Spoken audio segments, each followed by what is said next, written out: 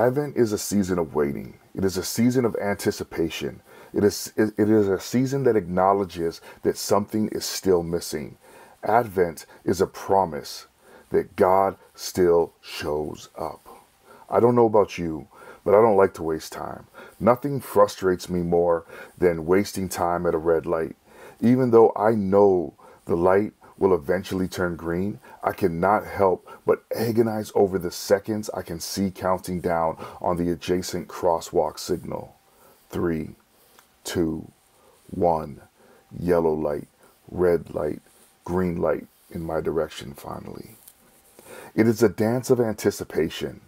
The first Advent explores the coming of God in the form of Mary's little baby.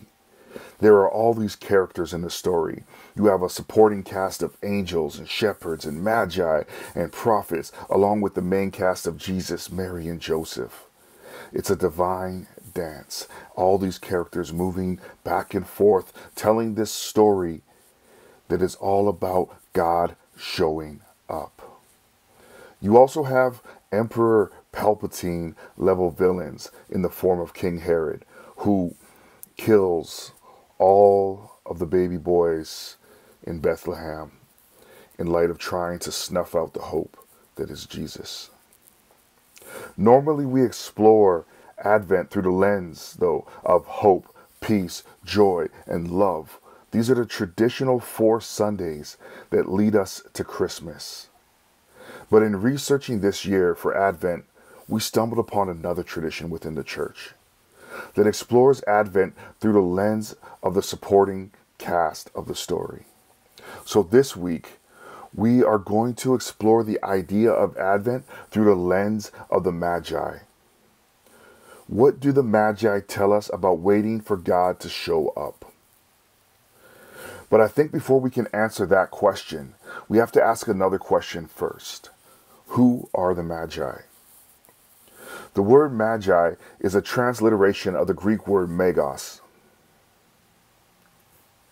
which means that instead of translating the word to English, the translators chose to anglicize the word instead. This is a common practice. Our words for baptism, for example, come from an anglicized version of the Greek word baptismo. Right, so the Greek word magos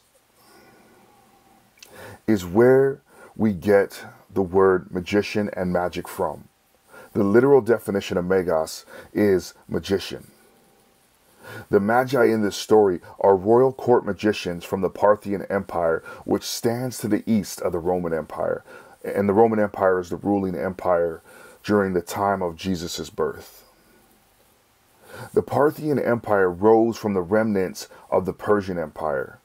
They were formidable warriors who the Romans were never able to conquer, and thus had a very uneasy peace with them. The Parthians were also Zoroastrians, which is the religion practiced by their people. And we don't have time to go into like Zoroastrian beliefs, but I just use that to highlight the notion that they were not Jewish. They were not Yahwehists. They were not part of the considered people of God at the time, the Jews. So in this story, you have Zoroastrian magicians from the Parthian Empire's royal court waiting for a sign that has been foretold that would announce the birth of the King of the Jews. They see this sign, a star that rose in the night, and they leave on a journey that would have taken them weeks to complete.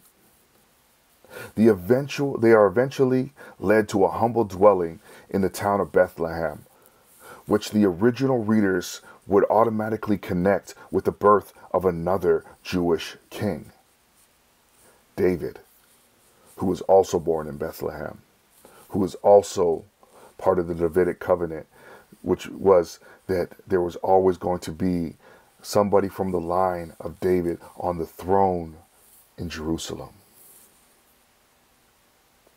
So these foreigners, who were not even part of the same religion, they were outsiders, they show up and announce that God is doing something new. God is doing something in their midst. God is up to something. In order for this to even remotely make sense. We have to rewind the historical tape a little. And so I'm going to make a long story really, really short. The Jewish people were displaced from the land about 500 plus years before the Magi show up. This was an event called the exile within Jewish history. They were taken away from their land by another empire called the Babylonian Empire. And the Babylonian Empire, they were vicious, they were brutal. They either displaced you or they killed you. The Babylonian Empire not only exiled the people, but they also ended the Davidic monarch, which was, as I said, a promise from God. The Babylonian Empire was eventually defeated by the Persian Empire. And the Persian Empire allowed the Jewish people to return home, right? But the Davidic monarch was never reestablished. The people eventually transitioned into other ways of governing and all sorts of things like that. And so they had other rulers that rose up, but they were always underlings to the empires that ruled over the people. So now you have the Jewish people back in the land, but they're under occupation by the Roman Empire. And in the midst of all of this, you have magicians from the Parthian Empire, the remnants of the Persian Empire, the remnants of the empire that allowed the Jewish people to return to their homeland. They show up and they announce the return of the king in the line of David, the return of the king of the Jews. And on another note of interest, to connect all of this together, within the story of the exile, you have a man named Daniel, who was a Jewish child that was taken and made to serve in the Babylonian royal court. Daniel eventually served the Persian royal court as well. And Daniel moves up the ranks as he gains favor with within the royal court. And so what was Daniel's eventual position in the royal court? Chief of the Magi. It was the writings attributed to Daniel that spoke of the rise and fall of empires and the eventual coming of the Messiah that would liberate Israel. And the Messiah was always spoken of as coming from the line of David. It was these writings that the people in the time of Jesus were reading, trying to figure out when they would be free from exile, meaning no more land occupation and the return of the Davidic monarch. The author of Matthew, the gospel that tells us the story of the Magi, the author knows this. The author knows these stories. The author knows this history. They know that the people reading this story would connect these dots along the way.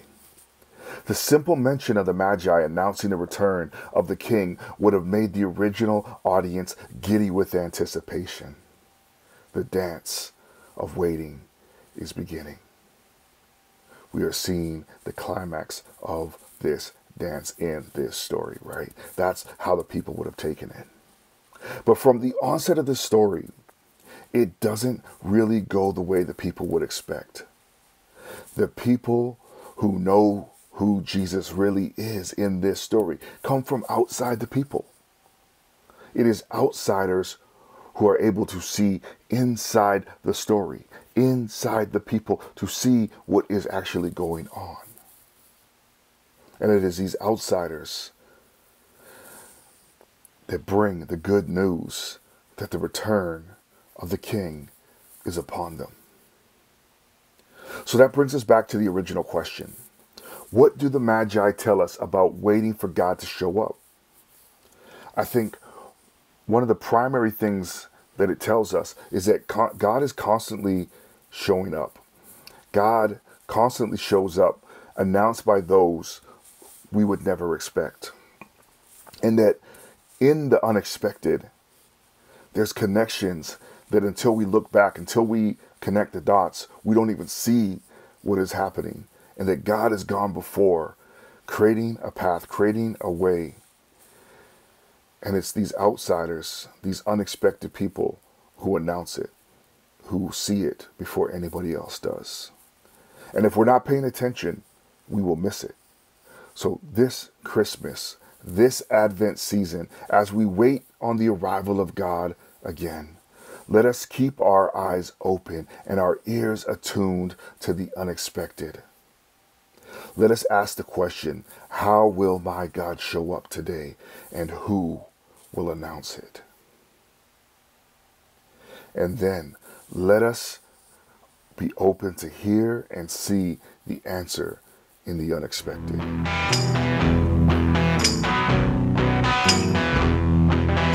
We